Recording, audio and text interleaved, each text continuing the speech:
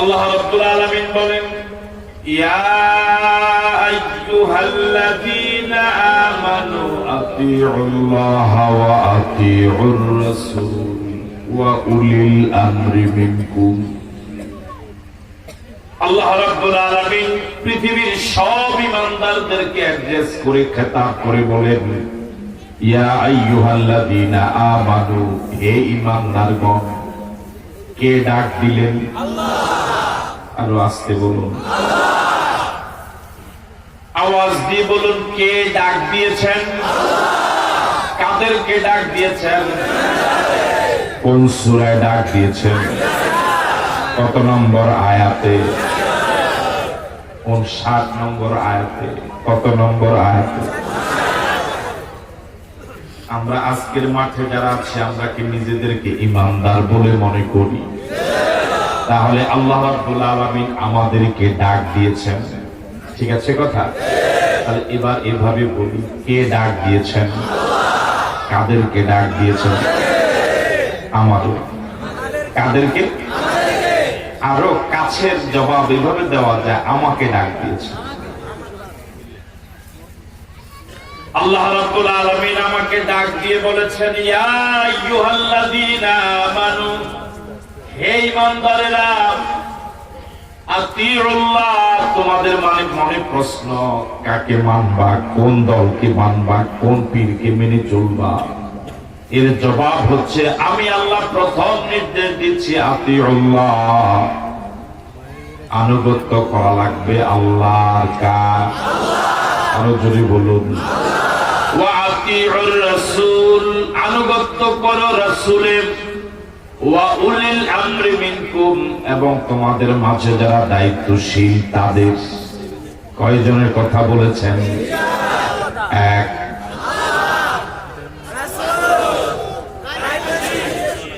জবাব সকলের হয়নি। কয়জনকে মেনে নিতে বলেছেন? কে বলেছেন? এক।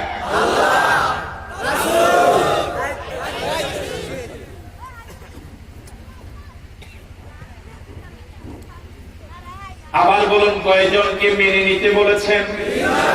এক, দুই, তিন। আমি বলি, এক আল্লাহ, দুই রাসূল, তিন। এবার কি আঙ্গুল উঁচু করলে অথবা এক দুই বললে সমস্যার জবাব পাওয়া যাবে? কয়জনকে মেনে নিতে বলেছেন?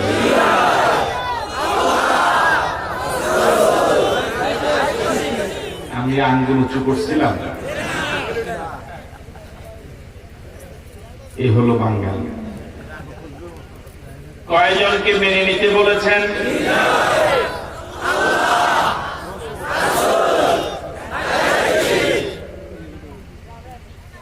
এবার মনোযোগ দিয়ে শুনুন আয়াতটা। আল্লাহ রাব্বুল আলামিন বলেছেন, আতিউল্লাহ। এখানে কি আতিউ আছে? নাই? আছে। ওয়া আতিউর রাসূল, এখানে কি আতিউ আছে? আছে।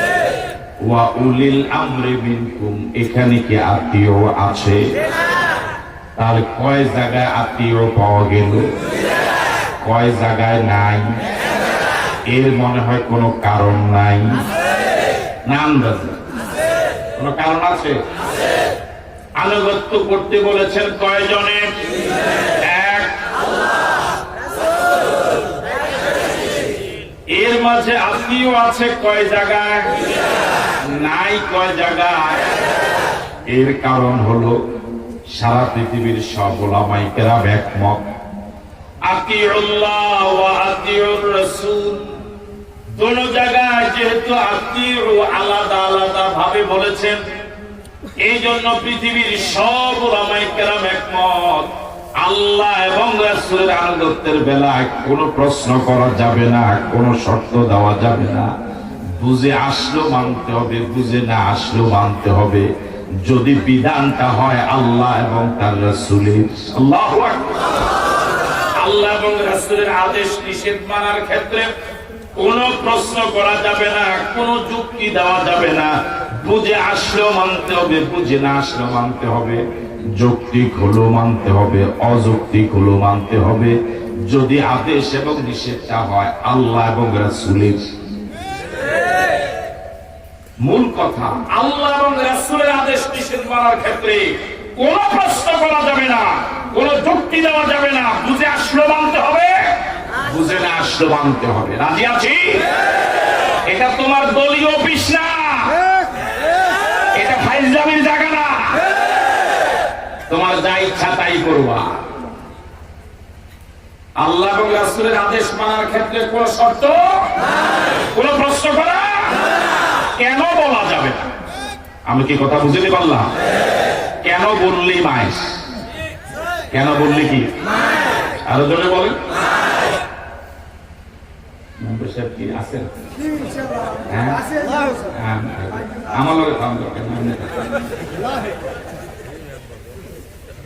আমার ভাইয়ারা, প্রতি রাকাতে রুকু কয়টা? কথা বলেন, রুকু কয়টা? সিজদা কয়টা? কেন কেন কইলে মাস? কথা বলে না কেন? মাগরিবের নামাজ ফরজ কয় রাকাত? এশার ফরজ কয় রাকাত? কেন? আসেন আপনি? আছেন? আমরা যা করেন অনুশীলন করে দেবেন। কোন প্রশ্ন করা যাবে না। তোমার দলীয় নেতার কোন বক্তব্যের ব্যাপারে বিরোধিতা করলে তার দলের পথ থাকে না।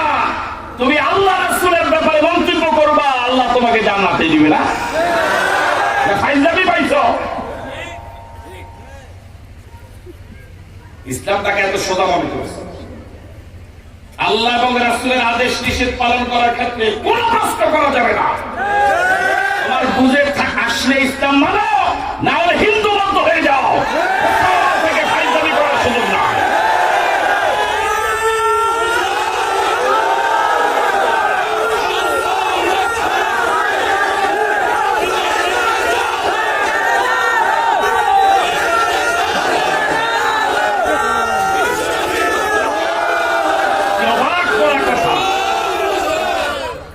চাঁদপুর এলাকায় একটি কথা প্রচলিত আছে, নামাজ পড়ি আমি মাথাতে মাদ্রাসায় পড়লাম আমরা, পড়াই আমরা, ফতুয়া দেন আমরা। নামাজ মাদ্রাসায় পড়লাম আমরা, পড়াই আমরা, ফতুয়া দেন চেয়ারম্যান। তা করে না তো বাক করা কি জুলুম কথা, কি অন্যায় কথা, কি বাজে কথা।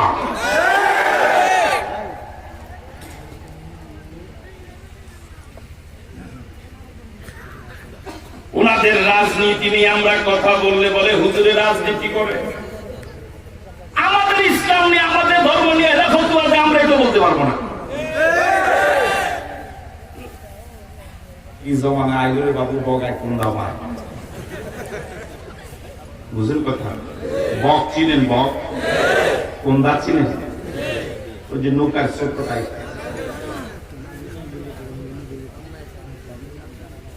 আতিউল্লাহ ওয়া আতিউর রাসূল ওয়া উলিল আমরি মিনকুম।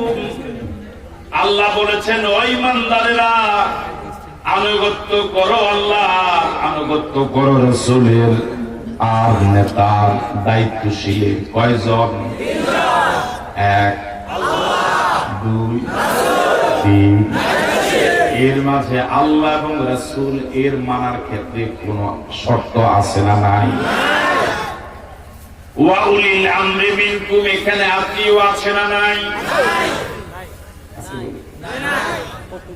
এই জন্য সারা পৃথিবীর সব উলামায়ে কেরাম একমত, ওই ব্যাখ্যা জানার আগে জানা দরকার দায়িত্বশীল কারা, উলিল আমর কারা। আল্লাহ এবং রাসূল ছাড়া যারাই আমার আপনার উপরে আদেশ করার, নিষেধ করার যোগ্যতা রাখে, তারাই হলো উলিল আমর, দায়িত্বশীল। জনগণের জন্য দায়িত্বশীল হলো সরকার। কথা বলেন, ভয় পেয়েছেন? জনগণের জন্য দায়িত্বশীল কে? মুরিদের জন্য দায়িত্বশীল হলেন পীর, ছাত্রের জন্য দায়িত্বশীল হলেন ওস্তাদ, মুসল্লির জন্য দায়িত্বশীল হলেন ইমাম, শ্রোতার জন্য দায়িত্বশীল হলেন বক্তা, ইউনিয়নের জনগণের জন্য দায়িত্বশীল হলেন চেয়ারম্যান, ওয়ার্ডের জনগণের জন্য দায়িত্বশীল হলেন মেম্বার, সন্তানের জন্য দায়িত্বশীল হলেন বাবা, স্ত্রীর জন্য দায়িত্বশীল হলেন স্বামী। এক কথা, আল্লাহ এবং রাসূল ছাড়া আর যারাই আমার আপনার উপরে আদেশ করার নিষেধ করার যোগ্যতা রাখে সকলেই উলিল আমর, সকলেই দায়িত্বশীল। ঠিক আছে কথা? আল্লাহ রাব্বুল আলামিন এই দায়িত্বশীলদেরকে মানতে বলেছেন, তবে আগে আতিউ বলেন নাই। এই জন্য পৃথিবীর সব উলামায়ে কেরাম একমত, দায়িত্বশীলকে বিনা প্রশ্নে মানা যাবে না, বিনা যুক্তিতে মানা যাবে না, বিনা বাক্যে মানা যাবে না, অন্ধভাবে মানা যাবে না।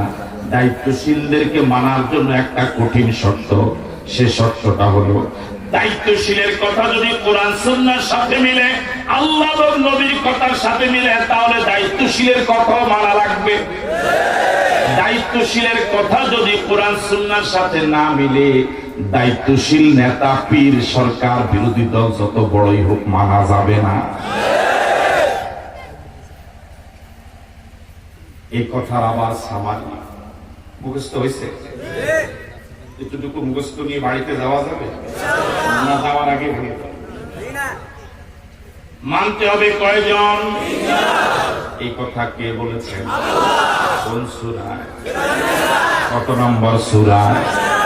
কত নম্বর আয়াতে? 59। কত নম্বর আয়াতে? কাদেরকে ডেকে বলেছেন? কয়জনকে মানতে বলেছেন? এক, আল্লাহ, রাসূল এবং দায়িত্বশীল, এই তিনজনকে মানার মান কি এক সমান? পার্থক্য আছে না? আল্লাহ এবং রাসূলকে মানার মান এক। এই দুইজনকে মানার ক্ষেত্রে কোনো প্রশ্ন করা, কোনো যুক্তি দেওয়া কেন বলা যাবে না? যেমন একটা আইন, শরীয়তের একটা বিধান হলো এই, ওযু করার পরে কেউ যদি চামড়ার মোজা পরিধান করে, তাহলে ওযু ছুটে গেলে পরে ওযুর অন্য অঙ্গ প্রত্যঙ্গ ধৌত করবে, কিন্তু পাও ধৌত না করে মাসে করলেও চলবে, যাকে মাসে আলাল খুফাইন বলা হয়। এই মাসে আলাল খুফাইনের বিধান হলো এই 3 আঙ্গুল দিয়া পায়ের পাতার উপর দিয়ে ভাবে টান দিলেই মাসে হয়ে যাবে। কিন্তু যুক্তি বলে, লজিক হলো, ময়লা লাগলে পায়ের নিচ দিয়া লাগবে, কিন্তু ইসলাম বলে পায়ের নিচে মাসে করার প্রয়োজন নাই, উপরে মাসে করলেই ওযু হয়ে যাবে। বলুন তো এই আইনটা কি যৌক্তিক না অযৌক্তিক? অযৌক্তিক। ময়লা লাগবে নিচে, মাসে করতে বলা হয়েছে। অযৌক্তিক হলেও আপনার বলার কোন অধিকার নাই। আমি কি কথা বুঝে পারলাম? ওযু করার পরে বিভিন্ন কারণে ওযু ভেঙে যায়। এর মাঝে একটা কারণ হলো পিছনের রাস্তা দিয়ে বাতাস গেলে ওযু যায়। আপনাদের এলাকায় এই ব্যাপারে একমত? যুবকরা এখন নাই মনে হয়? পিছনের রাস্তা দিয়ে বাতাস গেল, ওযু আছে না নাই? এখন শরীয়ত কি বলে, কিভাবে আপনি ওযু করবেন? এখন ওযুর পদ্ধতি হলো, কবজি পর্যন্ত হাত ধৌত করো, কুলি করো, নাকে পানি দাও, মুখমণ্ডল ধৌত করো, কোনি পর্যন্ত হাত ধো, মাথা মাসে করো, টাকনো পর্যন্ত পাও ধো। ওযু কি হয়েছে? পিছনের রাস্তা কি ধোয়া লাগছে? যুক্তি কি বলে? যে জায়গার কারণে মাঘ মাসের শীতের কনকনে শীতের এই কষ্টের ওযুটা গেল, ওই জায়গাটা অন্তত ধোয়া দরকার। কথা বলেন ঠিক নয় কি? অন্তত মাসে করা দরকার। কিন্তু শরীয়ত বলে ধোয়ার দরকার নাই, মাসেরও দরকার নাই, কাপড় আলগি দেওয়ার কোনো প্রয়োজন নাই, তুমি এমন এমন করো ওযু হয়ে যাবে। কোনো প্রশ্ন করা যাবে না, যেহেতু আইনটা আল্লাহ এবং রাসূলের। ঠিক আছে কথা? কোনো প্রশ্ন করা।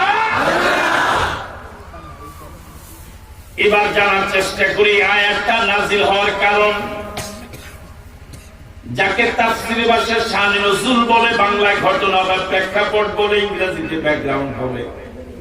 বুখারী শরীফ এবং মুসনাদে আহমদে একই হাদিস।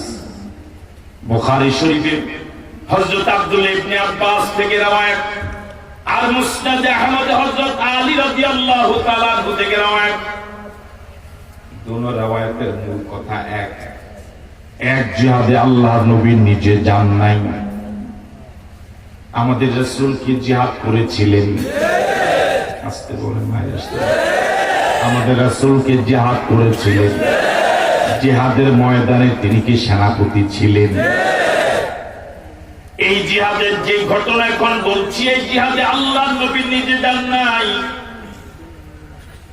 একজন আনসার সাহাবীকে সেনাপতি নিয়োগ করে আল্লাহর নবী মুজাহিদদেরকে পাঠিয়ে দিলেন।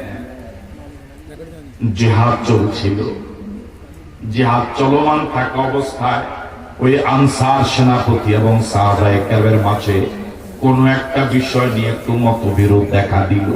এরকম হয় কি হয় না? মতবিরোধ চরম আকার ধারণ করলো।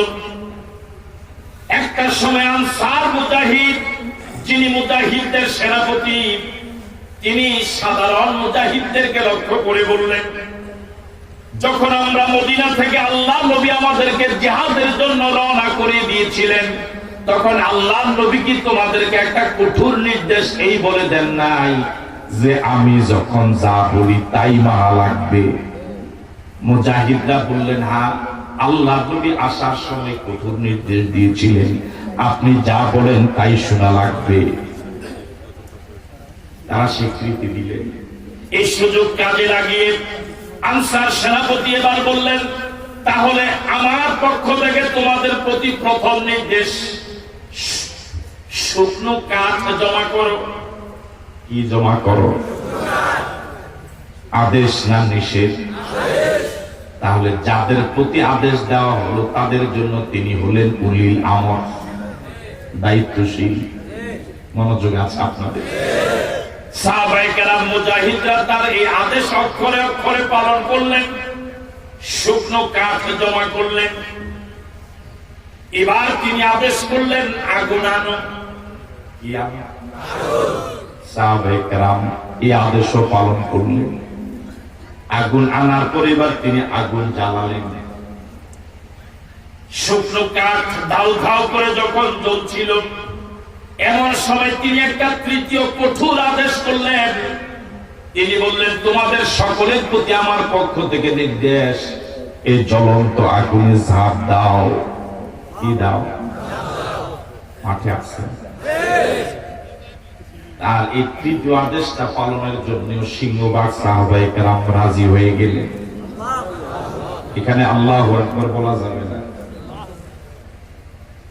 আন্দাজে আল্লাহু আকবার। আমার ভাইরা, কিন্তু একজন যুবক সাহাবী প্রচন্ড বাধা দিলেন, বাধার প্রাচীর দাঁড় করালেন। তিনি বললেন, এই আদেশ পালন করতে পারবো না। কালেমা পড়েছি জাহান্নামের আগুন থেকে বাঁচার জন্য, আর কোনদিন দুনিয়ার আগুনে জ্বলবো না। তিনি যখন বাধা দিলেন, সাহাবায়ে কেরাম দুদল হয়ে গেল। একদল ঝাঁপ দিতে রাজি, আরেক দল ঝাঁপ দিতে রাজি না। সর্বশেষ সিদ্ধান্ত হলো এই মামলাটা আল্লাহ নবীর টেবিলে উপস্থাপন করা হবে। আল্লাহ নবী শোনার পরে তিনি যদি রায় দেন আগুনে ঝাঁপ দেওয়ার জন্য, তাহলে কাল বিলম্ব করব না, কোনো প্রশ্ন করব না, আমরা সকলেই আগুনে ঝাঁপ দিব। আর আল্লাহ নবী যদি বলেন ঝাঁপ দেওয়া যাবে না, ঝাঁপ দিব না। এই বিষয়ে সিদ্ধান্তের জন্য তারা কার কাছে, কার শরণাপন্ন হলেন? আরো জোরে বলেন। এই ঘটনার পরিপ্রেক্ষিতে রব্বুল আলামিন এই আয়াতটা নাযিল করলেন। আল্লাহ রাব্বুল আলামিন বলেন, ফাইন তানাযাতুম ফি শাইইন ফারুদ্দুহু ইলাল্লাহি ওয়ার রাসূল। ফাইন তানাযাতুম ফি শাইইন, যদি তোমাদের মাঝে কোনো বিষয় মতবিরোধ দেখা দেয়, ঝগড়া হয়, ফাইন তানাযাতুম মুনাজা হয়, বিরোধ সৃষ্টি হয়, ফারুদ্দুহু ইলাল্লাহি ওয়ার রাসূল, সমাধানের সুন্দর পদ্ধতি হলো সমাধান তালাশ করো কোরআন এবং সুন্নাহ। আল্লাহু আকবার। তাহলে সমাধান তালাশ করতে হবে কার কাছে?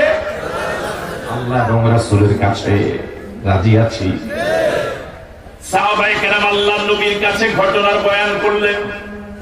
আল্লাহ নবী ঘটনা শুনে এবার বললেন, তোমরা যদি আগুনের ঝাঁপ দিতে চিরদিন জাহান্নামের আগুনে জ্বলতে। কথা বলেন। এবার রাসূল বললেন, লা তাআতা লিমাখলুকিন ফি মাসিয়াতিল খালিক। আমরা খালেক না মাখলুক। আপনার জন্ম মনস্ক, খালেক না মাখলুক, সৃষ্টি না স্রষ্টা। আমাদের স্রষ্টা কয়জন? তিনি কে? আরো জোরে বলেন কে? রাসূল বললেন, লা তাআতা লিমাখলুকিন ফি মাসিয়াতিল খালিক। স্রষ্টার বিরুদ্ধে গিয়া সৃষ্টির কোন আইন মানা যাবে না, সৃষ্টির কোন আইন মানা যাবে না, সৃষ্টির কোন আইন মানা যাবে না স্রষ্টার বিরুদ্ধে গিয়া। আল্লাহু আকবার বলবেন। তখন আল্লাহ রাব্বুল আলামিন এই আয়াত নাযিল করে দিলেন, বললেন আল্লাহ এবং রাসূলকে মানার ক্ষেত্রে কোনো প্রশ্ন করা, কোনো যুক্তি দেওয়া যাবে না।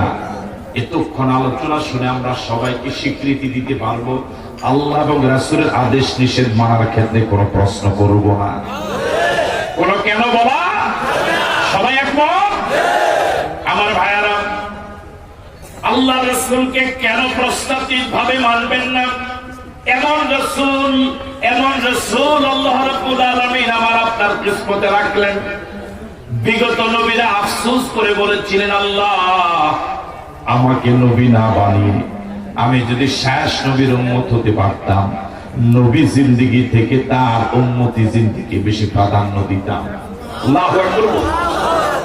আমার ভাইয়ারা, বিশ্বাস করুন, আল্লাহর কসম করে বলি, আল্লাহর কসম করে বলি, আল্লাহর নবীর চরম শত্রু যারা ছিল, যারা আল্লাহর নবীকে পাগল বলেছে, কবি বলেছে, গণক বলেছে, জাদুকর বলেছে, হত্যার ষড়যন্ত্র করেছে, যাদের জুলুম নির্যাতনে আল্লাহর নবী দেশেও থাকতে পারেন নাই, এই মানের চরম শত্রুরাও আল্লাহর নবীর বেলায় এই কথা বলার সাহস পায় নাই যে মুহাম্মদ জীবনে একটা মিথ্যা কথা বলেছে। আল্লাহু আকবার বলবেন। মুহাম্মদ জীবনে একটা মিথ্যা কথা বলেছে, এরকম কথা আল্লাহ নবীর শত্রুরও বলতে পারে না। এমন নবীর উম্মত হতে পেরে খুশি না বেজার? এই জন্য যত কম আওয়াজ দিয়া পারেন বলেন আলহামদুলিল্লাহ। আবার বলেন আলহামদুলিল্লাহ। আবার বলেন আলহামদুলিল্লাহ।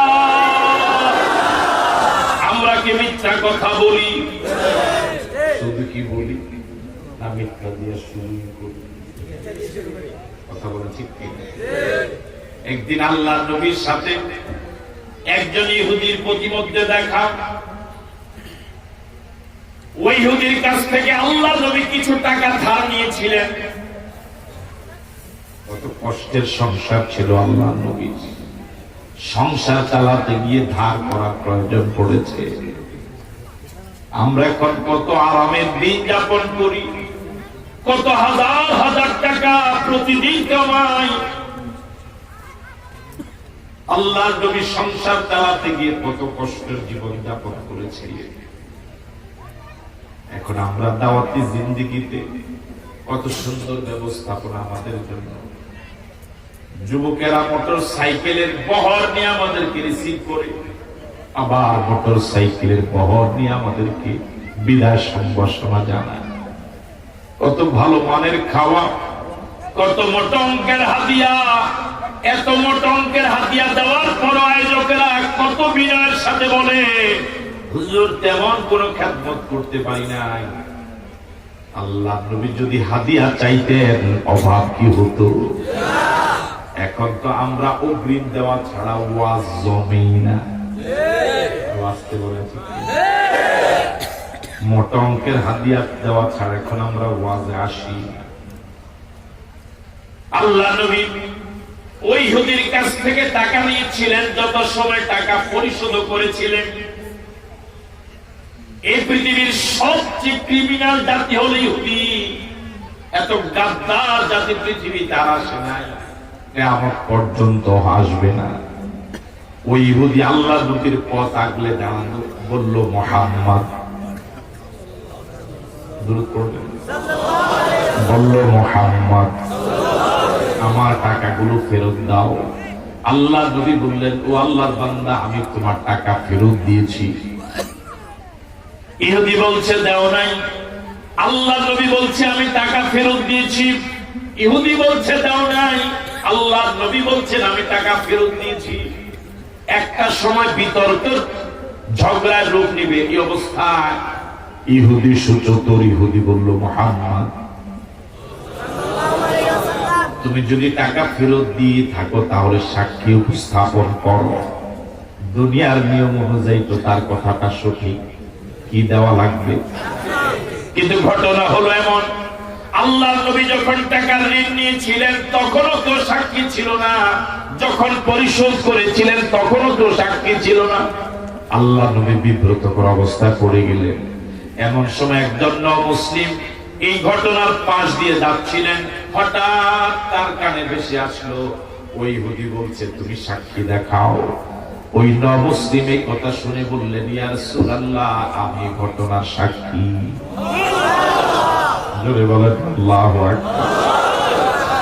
আল্লাহর নবী ওই মুসলিমকে জিজ্ঞেস করলেন, আল্লাহর বান্দা আমি যখন ঋণ নিয়েছিলাম তখনও তুমি সাক্ষী ছিলে না, যখন পরিশোধ করেছিলাম তখনও তুমি সাক্ষী ছিলে না, এমন অদেখা জিনিসের সাক্ষী তুমি কেমনে হও? আমার আপনার জীবনে যদি এমন ঘটনা ঘটতো, বলুন তো এই সময় কি আমরা তাকে প্রশ্ন করতাম? কথা বলেন করতাম? আপাতত দিব ছাড়তাম, পরে হয়তো বাড়িতে আসার পর জিজ্ঞেস করতাম তুই কেমনে করলি।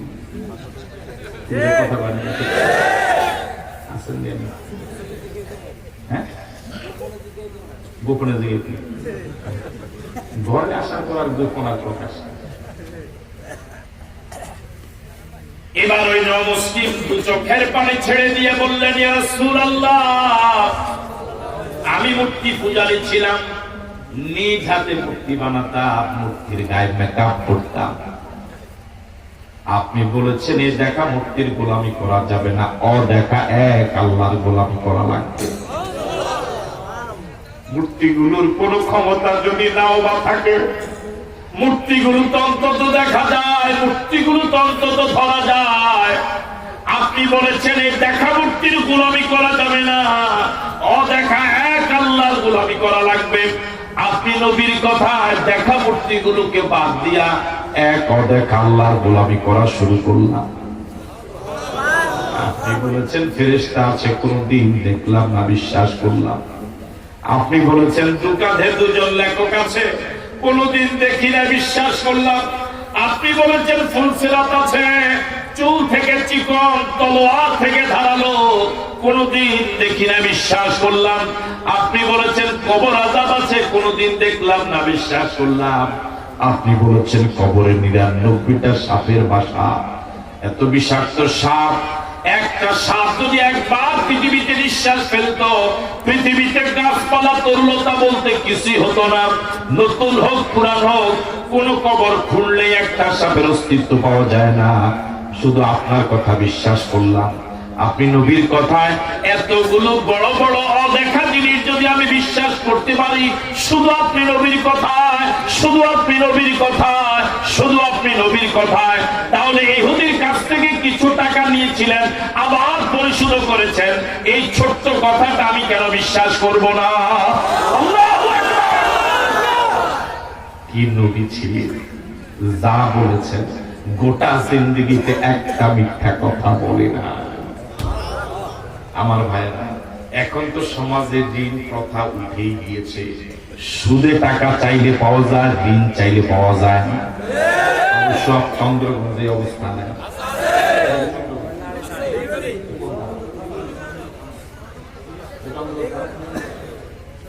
এখন তো ঋণ উঠেই গিয়েছে। ঋণ এমন এক জটিল বিষয়। আল্লাহ নবী যখন কোন জানাজায় ডাক পেতেন, জানাজায় অংশগ্রহণ করতেন, সর্বপ্রথম জিজ্ঞেস করতেন এই আল্লাহর বান্দার কি কোন ঋণ আছে? যদি ঋণ থাকতো, যদি বলা হতো হ্যাঁ ঋণ আছে, আল্লাহ নবী রায় দিতেন আগে ঋণ পরিশোধ করো তারপর জানাজা হবে। এরকম অনেক ঘটনা হাদিস প্রমাণ। আল্লাহ নবী জিজ্ঞেস করেছেন এই আল্লাহর বান্দার কি কোনো ঋণ আছে? সাহাবায়ে কেরাম বললেন হ্যাঁ। আল্লাহ নবী বললেন পরিশোধ করো। কোন কোন ঘটনায় পাওয়া যায় আল্লাহ নবী নিজে বাইতুল মাল থেকে আর রাষ্ট্রীয় কোষাগার থেকে ঋণ পরিশোধ করে দিতেন, এরপরে জানাজা করতেন। কোন ঘটনা এমন পাওয়া যায় আল্লাহ নবী জিজ্ঞেস করেছেন ঋণ আছে কিনা, বলা হলো আছে, পরিশোধ করো। পরিশোধের কোনো ব্যবস্থা নাই। আল্লাহ নবী জানাজা না পড়ে হাঁটা শুরু করেছেন। এক জানাজা থেকে আল্লাহ নবী চলে যাচ্ছিলেন, হযরত আলী পিছন দিক থেকে গিয়ে বললেন ইয়া রাসূলুল্লাহ, এই ব্যক্তির যত ঋণ আছে সব ঋণ পরিশোধ করার দায়িত্ব আমি আমার কাঁধে তুলে নিলাম। আল্লাহু আকবার। এই ব্যক্তির সব ঋণ আমি পরিশোধ করে দিব, আপনি মেহেরবানি করে জানাজা পড়ান। এখন তো ঋণ পরিশোধের চিন্তাই এখন আর নাই। কথা বলে ঠিক নয়? আল্লাহ তুমি আমাদেরকে ঋণ মুক্ত হওয়ার আগে খবর নিও না। এমন নবীকে কেন বিশ্বাস করবেন না? আমার ভাইরা, নবী যা বলে তাই সুন্নাত, তাই জান্নাত, এটাই জান্নাতের পথ। এর ব্যতিক্রম করা যাবে না, কোনো মন্তব্য করা যাবে না, কোনো প্রশ্ন করা যাবে না। বিগত দিনের সব নবী যারা দুনিয়াতে এসেছিলেন, সব নবীদেরকে নবী মানা লাগবে, কিন্তু আদর্শ মানা লাগবে মুহাম্মদুর রাসূলুল্লাহ সাল্লাল্লাহু আলাইহি ওয়াসাল্লামের। কথা বুঝাইতে পেরেছি? অন্য নবীদেরকে নবী মানবো, কিন্তু আদর্শ মানবো কার? একদিন হযরত ওমর ফারুক রাদিয়াল্লাহু তাআলা আনহু মসজিদে নববীতে বসে তাওরাতের একটা পাতা পড়তেছিলেন। মনোযোগ আছে আপনাদের? কে পড়তেছিলেন? কিসের পাতা? তাওরাত কি আসমানি কিতাব নয়? হযরত ওমর তাওরাতের একটা পাতা পড়তেছিলেন মসজিদে নববীতে। আল্লাহর নবী দেখলেন হযরত ওমর তাওরাত পড়ে। আল্লাহর নবী এমন রাগ হলেন, এমন গুসা হলেন, চেহারা লাল হয়ে গেল। মানুষ বেশি রাগ করলেও কথা আসে না, বেশি খুশি হলেও অনেক সময় কথা আসে না। আল্লাহ নবী এমন রাগ হলেন, বাকরুদ্ধ হয়ে গেলেন। বয়োবৃদ্ধ সাহাবী গেল, বৃদ্ধ সাহাবী হযরত ওমর ফারুক রাদিয়াল্লাহু, হযরত আবু বকর সিদ্দিক রাদিয়াল্লাহু তাআলা আনহুর নজরে আলো না। হযরত আবু বকর সিদ্দিক রাদিয়াল্লাহু তাআলা আনহু হযরত ওমরকে মৃদু ধমক দিয়ে বলেন, ওমর, ও ওমর, এখনো কি তাওরাত বন্ধ করো নাই? এখনো কি তাওরাত পড়া বন্ধ করো নাই? আল্লাহ নবীর চেহারা মোবারকের দিকে তাকায় দেখো, আল্লাহ নবী কি পরিমাণ রাগ হয়ে আছেন। হযরত আবু বকরের আওয়াজ শুনে হযরত ওমর ফারুক রাদিয়াল্লাহু তাআলা আনহু তাওরাত পড়া বন্ধ করে আল্লাহ নবীর চেহারা মোবারকের দিকে একবার চোখ তুলে তাকালেন। হযরত ওমর ফারুক রাদিয়াল্লাহু তাআলা আনহুর মতো সাহাবী নবীর চেহারা মোবারকের দিকে তাকিয়ে এত ভয় পেলেন, থরথর করে কাঁপা শুরু করলেন। কি পরিমাণ রাগ করেছেন আল্লাহ নবী। হযরত ওমরের মতো সাহাবী থরথর করে কাঁপা শুরু করলেন। সিংহ পুরুষ, বীর পুরুষ, যিনি রাস্তায় নামলে ইবলিস সরে যায়, ইবলিস সরে যায়। আর আমরা ঘরে থাকলে ইবলিস আমাদের সাথে আড্ডা দেয়। কথা বলে না ঠিক করে? আমরা কি রাস্তায় নামলে ইবলিস ধরে না, ঘরে থাকলেও ধরে? শুধু কি ধরে না, জাতা দেয়। আমরা ঘরে থাকলে ইবলিস আসে, আর হযরত ওমর রাস্তায় বের হলে ইবলিস পালায়। ওই ওমর যাকে দেখলে ইবলিস ভয় পায়, ওই ওমর আল্লাহ নবীর চেহারা দেখে ভয় কাঁপা শুরু করেছে। আল্লাহু আকবার। ওই ওমর ভয় পেয়ে গেলেন। হযরত ওমর কালিমা পড়েছিলেন পাহাড়ের উপরে, দারুল আরকাম। কালিমা পড়ার পরে ওমর আল্লাহ নবীকে জিজ্ঞেস করলেন, ইয়া রাসূলুল্লাহ, আপনি কি সত্য নবী নন? রাসূল বললেন হ্যাঁ। এবার ওমর জিজ্ঞেস করলেন, ইসলাম কি সত্য ধর্ম নয়? রাসূল বললেন হ্যাঁ। এবার ওমর বললেন, ইয়া রাসূলুল্লাহ, আপনি যদি সত্য নবী হন, ইসলাম যদি সত্য ধর্ম হয়, এখন থেকে আর আল্লাহর গোলামি গোপনে হবে না, পাহাড়ের গুহায় হবে না, এখন থেকে আল্লাহর গোলামি হবে আল্লাহর ঘরের দরজা। ও যুবকেরা, ওমরের উত্তরসূরি হতে পারবে?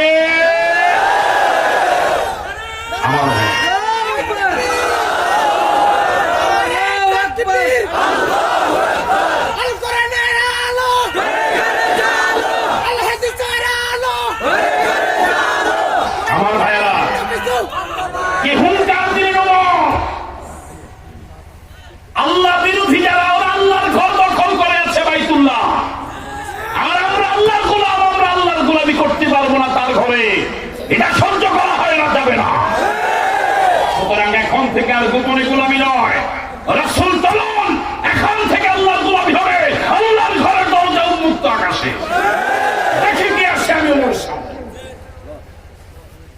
আর যদি যুবকের এবারে ওমরের উত্তরসূরি হয়ে ডট ঢুকতে পারে, হুঙ্কার দিতে পারে, আল্লাহর কসম ইসলাম আবার জিন্দা হবে।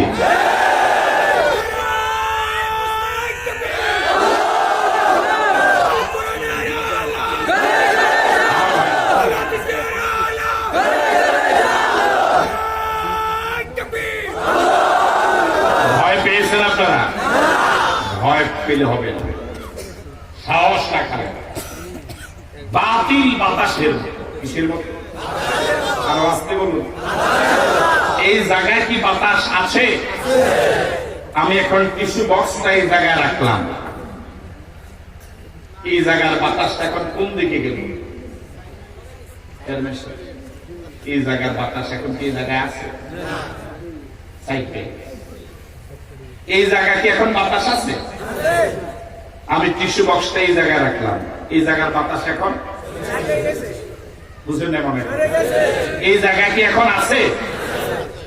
এটা রাখলাম, কোন দিকে গেল? বাতাস যে গেছে আওয়াজ হয়েছে? কোন আওয়াজ হয়নি। এবার বলুন তো দেখি, এই জায়গার বাতাসটা গেল কেন? যেতে বাধ্য হলো কেন? এখানে বাতাসের যে শক্তি, তার থেকে টিস্যু বক্সের শক্তি একটু বেশি। এই কারণে টিস্যু বক্স যখন আমি ছেড়ে দিচ্ছি, বাতাস কোন আওয়াজ ছাড়াই চলে যেতে বাধ্য হয়েছে। পৃথিবীর বাতিলগুলো বাতাসের মতো হঠাৎ যদি এভাবে জমিনে দাঁড়ায়, বাতিলগুলো সরে যেতে বাধ্য হবে। যুবকেরা পারবে বেড়াতে? যদি জীবন চলে যায়, জীবন দিতে কি পারবে? কেন পারবে? দু হাত তুলে দেখো।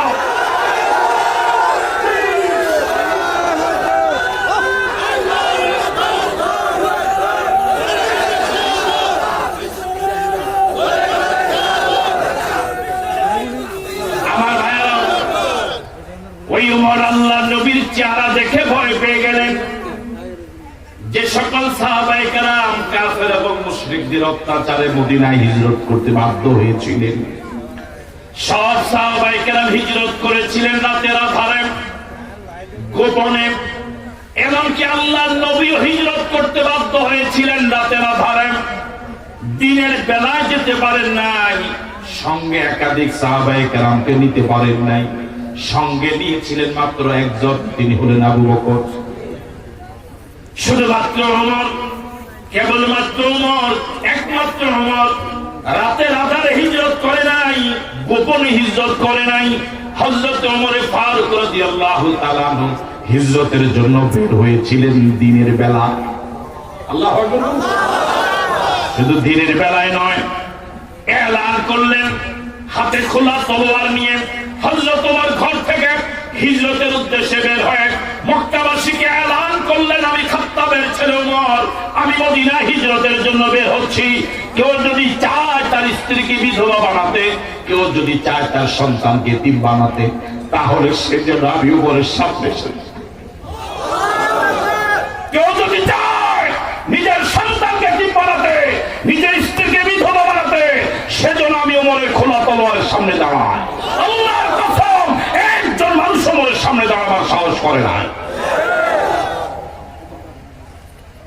মালিক, তোমার কাছে ফরিয়াদ করি, তুমি বলেছ আর লোক দিবে না, ওমর দিবে না, আর বলো নাই এই পৃথিবীর জন্য তুমি আরেকজন ওমর পাঠিয়ে দাও। এই ওমর আল্লাহ নবীর চেহারা দেখে ভয় পেয়ে গেলেন, তাওরাত পড়া বন্ধ করলেন, ভয় থরথর করে ওমর কাঁপা শুরু ওমর এবার নিজ থেকে বললেন আউযু বিকা মিন গাদাবিল্লাহ ওয়া গাদাবি রাসূলিল্লাহ, আউযু বিকা মিন গাদাবিল্লাহ ওয়া গাদাবি রাসূলিল্লাহ। ও আল্লাহ, তোমার গজব থেকে আমি ওমর পানা চাই, তোমার নবীর রাগ থেকে আমি ওমর পানা চাই। আল্লাহ, আউযু বিকা মিন গাদাবিল্লাহ ওয়া গাদাবি রাসূলিল্লাহ। ও আল্লাহ, তোমার গজব থেকে আমাকে বাঁচাও, তোমার নবীর রাগ থেকে তুমি আমাকে বাঁচাও। আল্লাহু আকবার। এবার ওমর বললেন রাদিতু বিল্লাহি রাব্বা ওয়া বিল ইসলামি দীনা। ফজরের পরে রোজি তার মাঝে তো এটাও একটা, যারা পারেন সকলে পড়েন রাদিতু বিল্লাহি রাব্বা ওয়া বিল ইসলামি দীনা ওয়া বিমুহাম্মাদিন নাবিয়্যা। এবার হযরত ওমর নিজেকে সংশোধন করে নিয়ে বললেন ও আল্লাহর নবী, আমি ওমরকে আপনি ভুল বুঝবেন না, আমি কোরআনের বিরোধিতা করতে গিয়ে তাওরাত পড়েছি, বিষয়টা এরকম নয়। রাদিতু বিল্লাহি রাব্বা, আমি আমার আল্লাহকে রব পেয়ে 16 আনা খুশি। আল্লাহু আকবার। আমরা কি আমাদের আল্লাহকে রব পেয়ে 16 আনা খুশি? আল্লাহর পরিবর্তে যদি মা দুর্গাকে রব পেতেন খুশি হতেন? কালী, সরস্বতী, লক্ষ্মী, হ্যাঁ আল্লাহকে রব পেয়ে কত আনা খুশি? কি দয়া আমাদের প্রতি মালিকের, তিনি আমার রব। একদিন এক মূর্তি পূজারী আল্লাহ নবীর কাছে একটা ভাঙ্গা মূর্তি নিয়ে এলো, হাত পাও ভাঙ্গা। আল্লাহ নবী জিজ্ঞেস করলেন আল্লাহর বান্দা, এটা তোমার কি? হুজুর, এটা আমার খোদা। তো জিজ্ঞেস করলেন খোদার শরীর ভাঙ্গা কেন, হাত পাও ভাঙ্গা কেন? তিনি এবার একটা ঘটনা বয়ান করলেন, বললেন ইয়া রাসূলুল্লাহ, এটা আমার খোদা। প্রতিদিন যে জায়গায় আমি বের হই পারিবারিক সাংসারিক বাণিজ্যিক কাজে, খোদাকে কাঁধে করে করে নিয়ে রওনা হই, যাতে করে কোনো বিপদে পড়লে খোদা আমাকে বাঁচাতে পারে। আসেন মাচা, আজকেও বের হলাম খোদাকে কাঁধে করে। কিছু দূরে যাওয়ার পরে আমার প্রাকৃতিক ডাক এলো, পেশাব পায়খানার প্রয়োজন হলো। ওই সময়কার বর্তমান সময়ের মতো স্যানিটেশন ব্যবস্থা ছিল না, ঝোপ জঙ্গলে গিয়ে পেশাব পায়খানা সারা লাগবে। আমি চিন্তা করলাম এমন জায়গায় যাব খোদাকে নিয়ে যাওয়া ঠিক হবে না, ভদ্রতা। এই জন্য খোদাকে রাখলাম রাস্তায়, পেশাব পায়খানার প্রয়োজন সারতে গেলাম দূরে। এসে দেখি খোদার শরীর ভিজা। কি কথা বলে? চিন্তা করলাম খোদার শরীর যেহেতু ভিজা, নিশ্চয়ই কোনো বরকতের পানি হবে, তাবারক হবে। বরকতের পানি মনে করে একটু জিহ্বা দিয়ে চাটলাম। জিহ্বা তো এমন এক যন্ত্র, পৃথিবীতে যত স্বাদ আবিষ্কার হয়েছে কিয়ামত পর্যন্ত যত স্বাদ আবিষ্কার হবে, একটা মাত্র যন্ত্র দিয়ে 1 জাররা পরিমাণ সময়ে রিপোর্ট ডেলিভারি হয়ে যায়। আল্লাহু আকবার। লইট্টা মাছের স্বাদ একরকম, বাইন মাছের স্বাদ আরেক রকম, চিংড়ি মাছের স্বাদ একরকম, পালং শাকের স্বাদ একরকম, আর কি শাক? লাল শাকের স্বাদ আরেক রকম, ইলিশ মাছের একরকম, বোয়াল মাছের আরেক রকম। এই হাজারো কোটি স্বাদ প্রমাণ করার জন্য, বুঝার জন্য কয়টা যন্ত্র? জোরে বলেন, কয়টা যন্ত্র? নাম কি? এই দেহের ভিতরে 2টা অঙ্গ এমন আছে, যেই 2টা অঙ্গে একটা মোটা হাড় তো দূরের কথা, একটা চিকন হাড়ও নাই। এর মাঝে একটা হলো জিহ্বা, আর একটা হলো লজ্জাস্থান। এই পুরা দেহের ভিতরে এই 2টা অঙ্গের মাঝে একটা চিকন হাড়ও নাই। আমার ভাইয়েরা, রাসূল বলেছেন মাইয়াজমানুলি মা বাইনা লিহিয়াইহি ওয়া মা বাইনা রিজলাইহি আজমানু লাহুল জান্নাহ। আল্লাহর কোন বান্দা বান্দি যদি এই 2টা নরম অঙ্গ প্রত্যঙ্গের জিম্মাদারিত্ব নিতে পারে, আমি রাসূল তার জান্নাতের গ্যারান্টি হয়ে যাব। একটা হলো জবান, আরেকটা হলো লজ্জাস্থান। মানুষ যত অপরাধ করে সিংহভাগ অপরাধ এই দুইটা অঙ্গ দিয়ে করে। আর আজকে বলে এই জবান দিয়ে মিথ্যা কথা বলে, এই জবান দিয়ে মিথ্যা কথা বলে, মিথ্যা মামলা দেয়, মিথ্যা সাক্ষী দেয়, মিথ্যা রায় দেয়, এই জবান দিয়ে গালিগালাজ করে, এই জবান দিয়ে ডাইল গাঁজা খায়, হিরোইন বাবা খায়, এই জবান দিয়ে উলামায়ে কেরামের বিরুদ্ধে কথা বলে, এই জবান দিয়ে আল্লাহর বিরুদ্ধে মিছিল করে, এই জবান দিয়ে নবীর বিরুদ্ধে কথা বলে। ছোট্ট একটা যন্ত্র জিহ্বা, আল্লাহ রাব্বুল আলামিন জিহ্বাটাকে নরম বানালে, জিহ্বাটা হলো কথা বলার মাধ্যম, যাতে করে এই নরম জবান দিয়া কঠোর কথা না বলে, নরম নরম ভাষায় কথা বলে। আল্লাহু আকবার বলবেন। ফাবিমা রাহমাতিন মিনাল্লাহি লিনতা লাহুম ওয়ালাউ কুনতা ফাজ্জান গালিযাল কলবি লানফাদ্দু মিন হাওলিক। নবী, আপনার প্রতি মালিকের বড় দয়া, আল্লাহ রাব্বুল আলামিন আপনাকে বড় নরম ভাষী করে বানালেন। আপনি যদি কঠোর ভাষী হতেন, লোকগুলো আপনার কাছে জড়ো হতো না, বরং সবাই দূর দূর করে পালাতো। ঠিক কি? এই জন্য যে পীরের মেজাজ গরম, যে সোরের কাশি রোগ, দুটোটাই ব্যবসা খারাপ করে। কথা কয় না? যে পীরের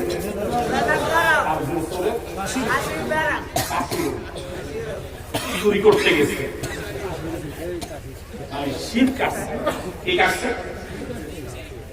শীত কাটছে, স্টিল আলমারি খুলছে, স্বর্ণ 40 ভরি স্বর্ণ মাত্র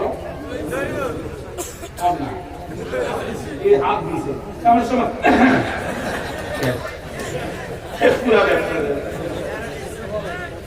কথা বলা ঠিক না?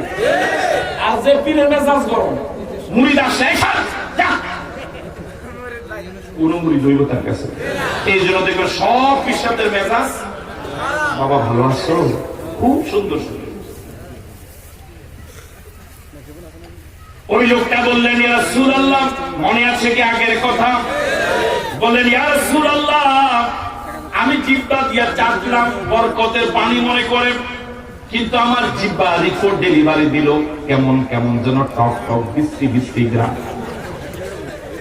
বরকতের পানি যদি হয়, তাবারকের পানি যদি হয়, এটা তো বিশ্রী হওয়ার কথা। একটু এদিক সেদিক তাকালাম, তাকিয়ে দেখি দূরে একটা 4 পায়ে জানোয়ার দাঁড়ানো, আমি আর নামটা নিলাম না। দূরে একটা 4 পায়ে জানোয়ার, ওই জানোয়ারের নিচ দিয়ে টপ টপ করে পানি পড়ে। আমার আর বুঝার বাকি নাই এটা কোন বরকতের পানি। আমার মেজাজ এরকম গরম হলো, মেজাজ যেমন গরম হলো, খুদার পাও ধরে এমন একটা আছাড় মারলাম, বললাম, তুই খোদা না তুই হুদা? তুই কুকুরের পেশাব থেকে নিজেকে বাঁচাতে পারিস না, তো আমি সৃষ্টির সেরা জীব মানুষ, আমাকে বাঁচাবি কি করে? হাদিসে এসেছে, আল্লাহ নবী তার এই কথা, এই বয়ান শুনে একটু জোরে হেসে দিয়েছিলেন। আল্লাহ নবী সব সময় মুস্কি হাসতেন, তাবাসসুম হাসতেন, কিন্তু এই ঘটনা শুনে আল্লাহ নবী একটু জোরে হেসে দিয়েছিলেন। শরীর মোবারক কেঁপে উঠেছিল, দাঁত মোবারক দেখা গিয়েছিল। আল্লাহ নবী বললেন, আল্লাহর বান্দা, আমার কাছে কেন এসেছো? কেন আমার কাছে এসেছো? ওই আল্লাহর বান্দা বললেন, ইয়া রাসূলুল্লাহ, ইয়া হাবিবাল্লাহ, এই মূর্তিগুলোর অসারতা আমার বিবেকের কাছে ধরা পড়েছে। এগুলোর কোনো ক্ষমতা নাই, এগুলোর কোনো ক্ষমতা নাই, এগুলো মানুষের ইবাদত পাওয়ার কোনো যোগ্যতা রাখে না। আমাকে পড়িয়ে দিন লা ইলাহা ইল্লাল্লাহ মুহাম্মাদুর রাসূলুল্লাহ। জোরে জোরে পড়ুন, লা ইলাহা ইল্লাল্লাহ, লা ইলাহা ইল্লাল্লাহ, লা ইলাহা ইল্লাল্লাহ, লা ইলাহা ইল্লাল্লাহ, লা ইলাহা ইল্লাল্লাহ মুহাম্মাদুর রাসূলুল্লাহ সাল্লাল্লাহু আলাইহি ওয়াসাল্লাম। মসজিদে নববীতে ওমর বললেন, ইয়া রাসূলুল্লাহ, মনে আছে কি আগের কথা? রাদিতু বিল্লাহি রাব্বা, আমি আমার আল্লাহকে রব খুশি? আল্লাহু আকবার। হিন্দুদের দেবতা কয়টা? 33 কোটি। কয় কোটি?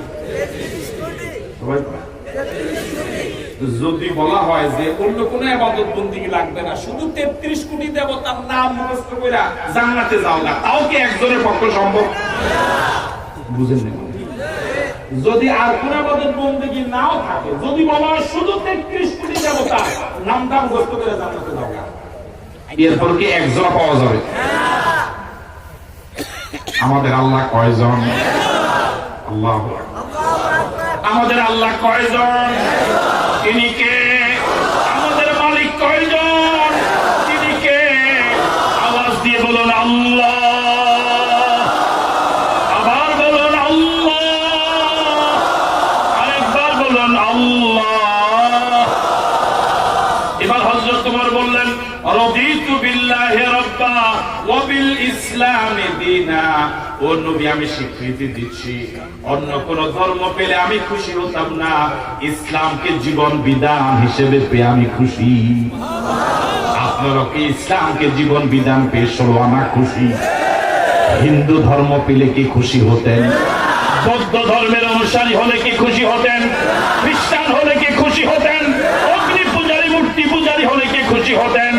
ইসলামকে ধর্ম হিসেবে পেয়ে আমরা কি 16 আনা খুশি? এবার ওমর বললেন, ওয়াবি মুহাম্মাদিন নাবিয়্যা।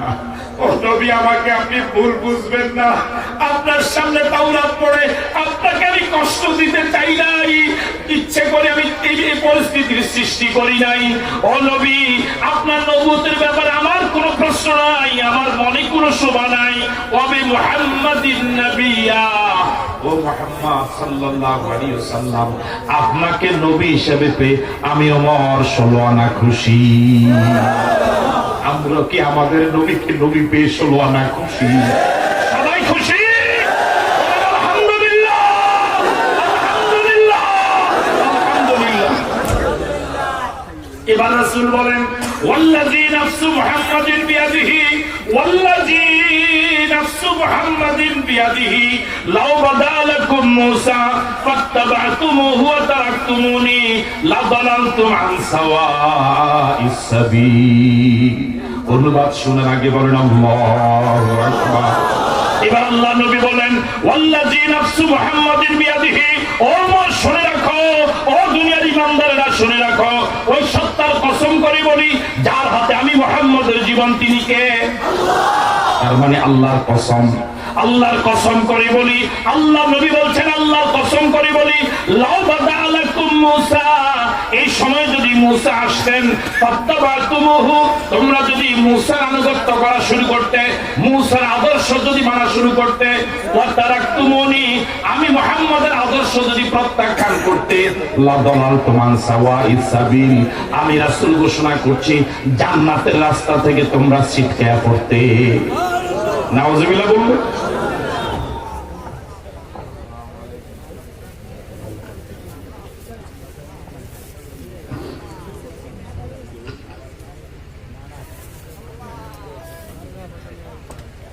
والذي نفس محمد بيده لو بدا لكم موسى فاتبعتموه وتركتموني لضللتم عن سواء السبيل।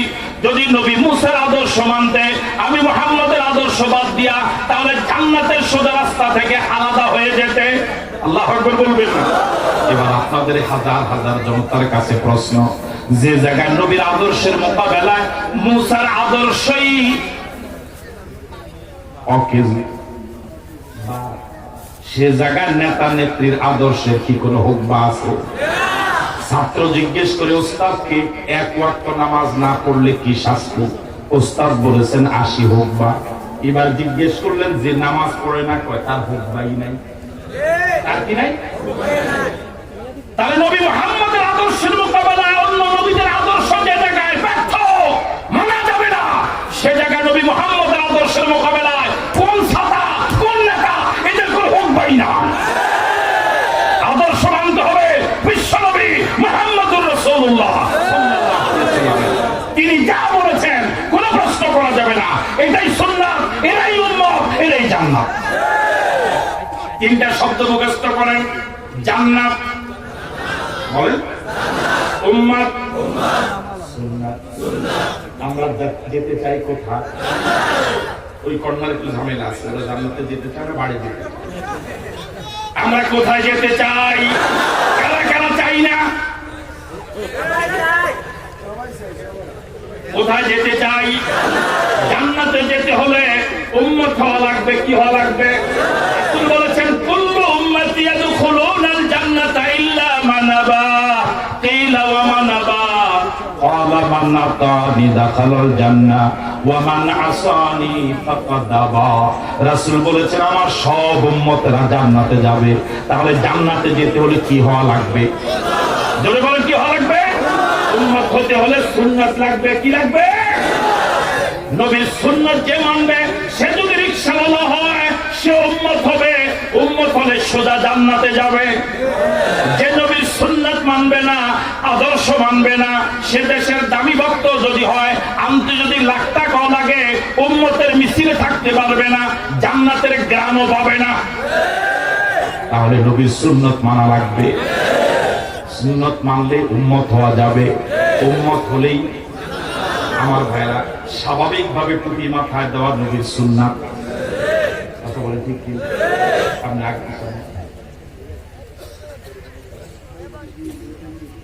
ভালো কথা বলছেন। হযরত মাওলানা বাদ ধরে মাথায় রুমাল আছে, টুপি আছে, স্বাভাবিকভাবে টুপি মাথায় দেওয়া নবীর সুন্নাত।